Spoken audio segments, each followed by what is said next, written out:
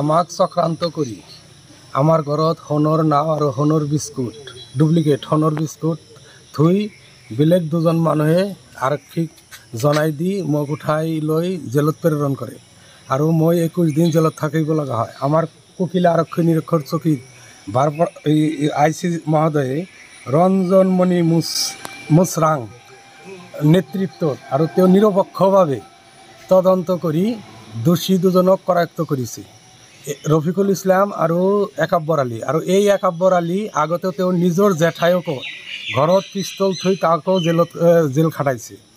এই সবেই আমাৰ গাঁৱৰ মানুহে কয় ইয়াৰে কাম এইটো। আৰু এই দুষ্কৃষ্ট দুজনক উচিত শাস্তি দি যাতে কঠোৰতম কঠোৰ শাস্তি দিয়ে, এইখিনি মোৰ অনুৰোধ। আৰু কুকিলা নিৰীক্ষক IC ছাৰক মোৰ তৰফৰ পৰা বিশেষ ধন্যবাদ। কিমান দিন জেলত আছিলে? মই 21 দিন জেলত আছিলোঁ। আৰু মোক ইমান দিন জেল খাটোৱাৰ কাৰণে মোক যিখিনি অপমান কৰিছে, মই মানহানি হিচাপে তাৰ বিৰুদ্ধে মই গোচৰ কৰিম। ইতিমধ্যে আমাৰ কুকিলা উত্তৰপাৰা গাঁৱৰ মেম্বৰ নজৰুল ইছলামৰ ঘৰত একাব্বৰ আৰু ৰফিকুল ইছলাম এই দুষ্কৃতী দুজনে সোণৰ 2 নম্বৰী সোণ ৰাখি আমাৰ পুলিচ বিভাগত খবৰ দিয়ে। পিছত নজৰুল ইছলামে জেল হাজতলৈ প্ৰেৰণ কৰে।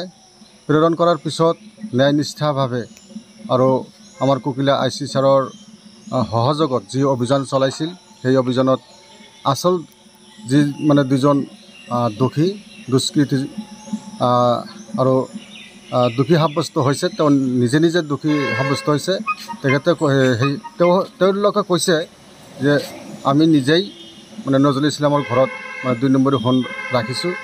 গতিকে মই কুকিলা গাঁও পঞ্চায়তৰ তৰফৰ পৰা মই আন্তৰিক ধন্যবাদ জনাইছোঁ আমাৰ কুকিলা IC ছাৰক, যাতে এই ন্যায়নিষ্ঠাভাৱে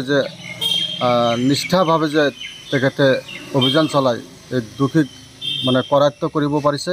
কৰায়ত্ব কৰি আৰু আমাৰ অভয়পুৰী জিলাৰ জেল কাৰাগাৰত পঠাইছে। তাৰ বাবে মই আকৌ এবাৰ কুকিলা গাঁও পঞ্চায়তৰ তৰফৰ পৰা মই ধন্যবাদ জ্ঞাপন কৰিছোঁ। ৰফিকুল ইছলাম আৰু একাব্বৰ আলীয়ে আগৰ পাছেও কিবা 2 নম্বৰী কাম কৰিছে নেকি? ৰফিকুল ইছলাম আৰু একাব্বৰ আলীয়ে মই জনামতে আগতেও 2 নম্বৰী কাম কৰিছিলে।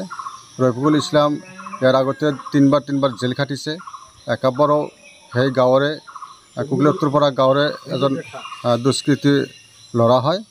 গতিকে তেখেতে তেওঁৰ জেঠাৰ ঘৰত পিষ্টল ৰখা বুলি মই জানিছিলোঁ। গতিকে তেখেতকো কঠোৰতম কঠোৰ শাস্তি বিহাব লাগে। তাৰ বাবে মই বিশেষভাৱে আমাৰ অভয়পুৰী আদালতত মই অনুৰোধ জনাইছোঁ যে তেখেতক কঠোৰতম কঠোৰ শাস্তি প্ৰদান কৰে।